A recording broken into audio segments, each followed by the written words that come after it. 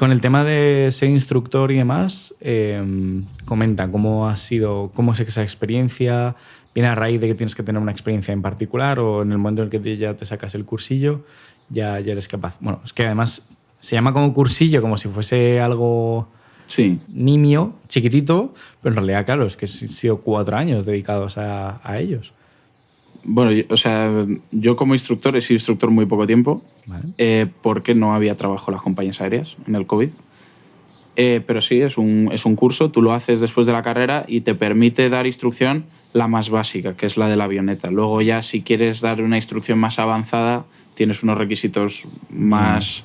Claro, o sea, tú quieres dar instrucción instrumental, por ejemplo, que es que tú te puedas meter en nubes o volar solo con referencia a los instrumentos sin mirar fuera, pues esa instrucción ya requiere de unos requisitos previos mayores y de otro curso de la instrucción de ese tipo. Vale. O si quieres instruir en un avión de compañía, por ejemplo, que hay 2 licencias que te lo permiten, pues ya tienes unos requisitos para acceder a esa licencia y luego sacarte la licencia de instructor en eso en particular. O sea, no es una licencia de, por ejemplo, de profesor genérico que tú puedes hacer cualquier cosa. No, lo pregunto también por ir enfocando poco a poco cómo la gente va metiendo la nariz en este sector, ¿no? Porque es cierto que lo hablábamos justo antes de empezar, todo el mundo empieza con el Flight Simulator. Yo creo que a día de hoy los simuladores están como muy a la orden del día para las personas que quieren incentivar o tender a ese tipo de sectores. Que eso no significa que 100% vayas a terminar en ese sector, pero te da, digamos, la forma de practicar y de ir evolucionando. Incluso a día de hoy yo conozco muchas compañías y muchas empresas del sector que se dedican a generar simuladores para que los propios pilotos puedan practicar, entrenar y no tener simplemente que hacer horas de vuelo como tal.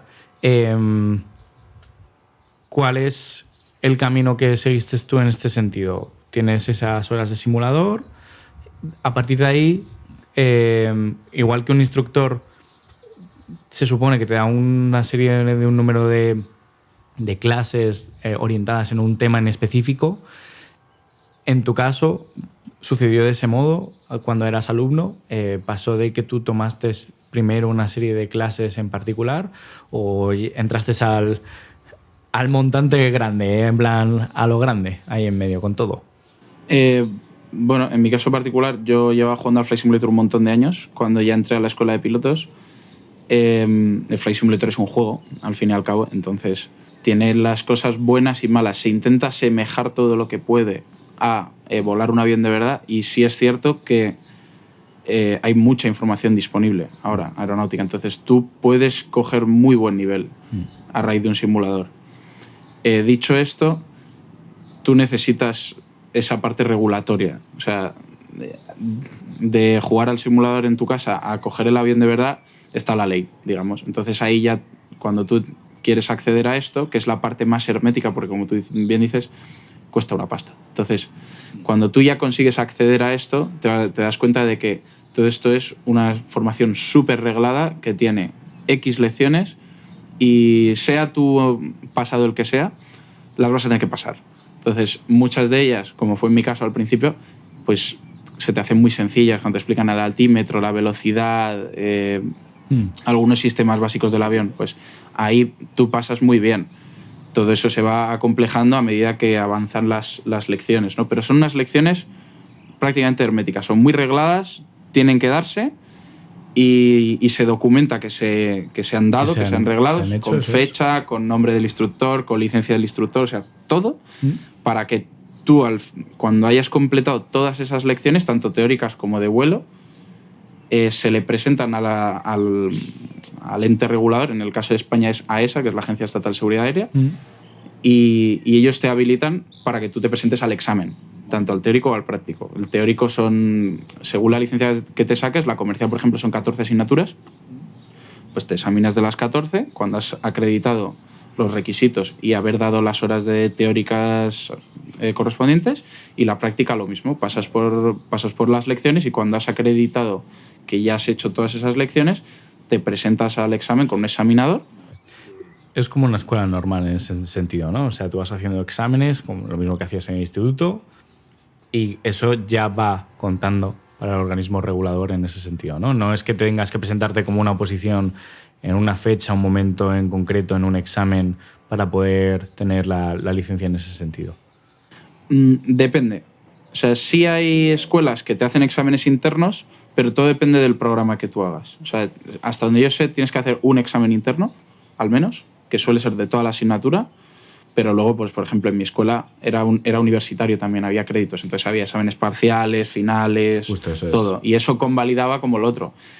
Eso sí, una vez que ya has hecho todo lo interno, te toca ir a ESA, que puedes hacerlo aquí en Madrid o en un montón de centros, porque no solo hace falta usar la autoridad española, puedes examinarte cualquier autoridad europea, entonces las hay que permiten exámenes online o... Entonces, si tú volases, por ejemplo, en una compañía americana, ¿tendrías que sacarte ahora mismo acreditación en Estados Unidos, por ejemplo, o algo por el estilo? Efectivamente, tendría que sacarme la licencia americana.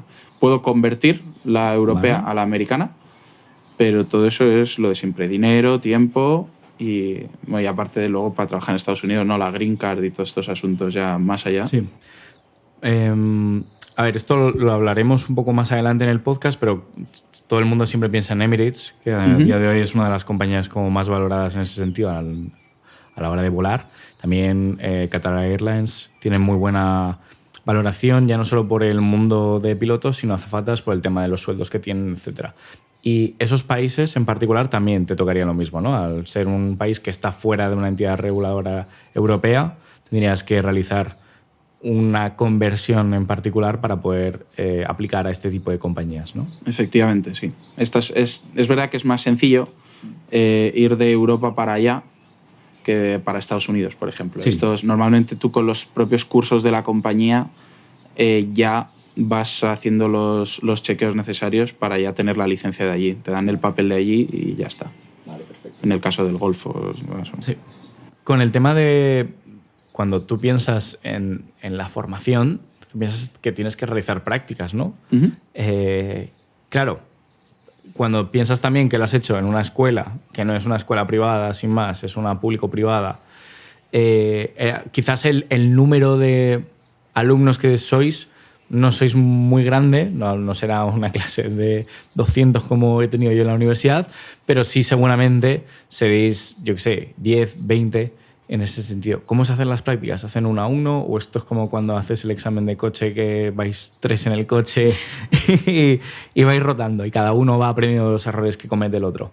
Pues hay de todo eso, todas las combinaciones. Vale. O sea, en mi clase éramos 40, pero esto depende de la escuela, de en qué fase de la formación estés, etc.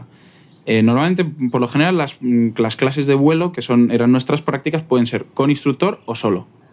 Tú solo. Nunca 2 alumnos.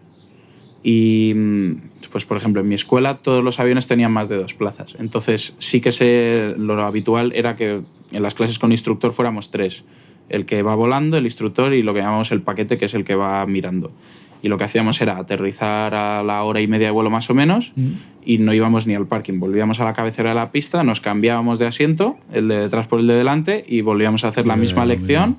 Y así pues aprovechabas tanto el briefing, que era la parte anterior al vuelo, como el debriefing conjunto. Entonces pues ahorras ahí algo de tiempo. Otras escuelas que los aviones son biplaza, pues es 1 a 1. Y los vuelos solo, pues tú claro, solo. eso conlleva que tienes mucho más coste, ¿no? A la hora también de impartir la clase, porque además eso es necesario, que tengas esa práctica.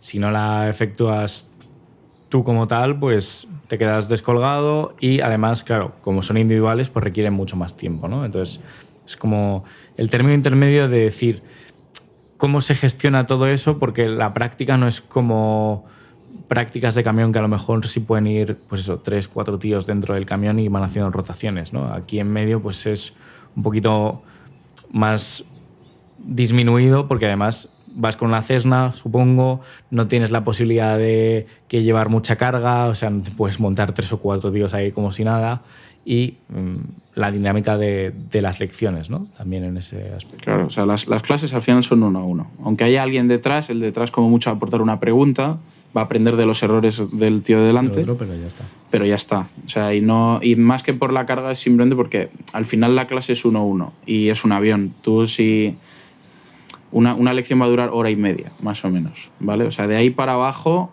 no te da tiempo a nada, porque al final tienes que salir del aeropuerto, alejártelo bastante, empezar a hacer maniobras, etc. Y luego entre maniobra y maniobra, pues normalmente si pierdes altura, pues toca subir otra vez, todo. Entonces, claro, 1 hora y media con un alumno, 1 hora y media con otro, el instructor ya se ha pegado 3 horas. Sí. Ya se quiere pegar un tiro, ya sí, quiere bajar, ¿sabes? Ahí con el molinillo y sonando tal.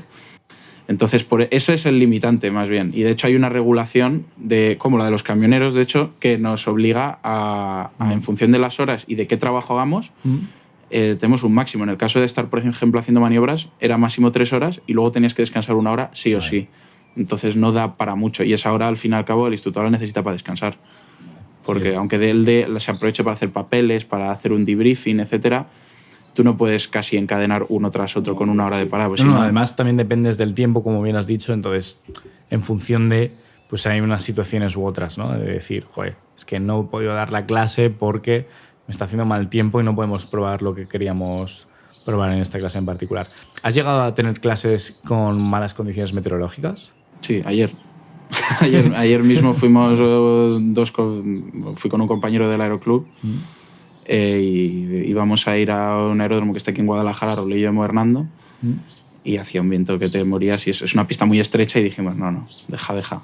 Hoy hacemos otra cosa. Vuélvete que nos la no pegamos. volvimos porque el viento al final lo que es crítico es para aterrizar y despegar sobre todo, pero no estaba la cosa para estar haciendo muchos aterrizajes de por medio en una pista distinta.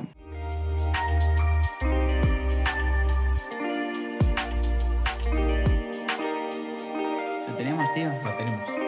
Es que, joder, son temas que se tratan poco, ¿no? Muy bonito. Y que son originales, la verdad que sí.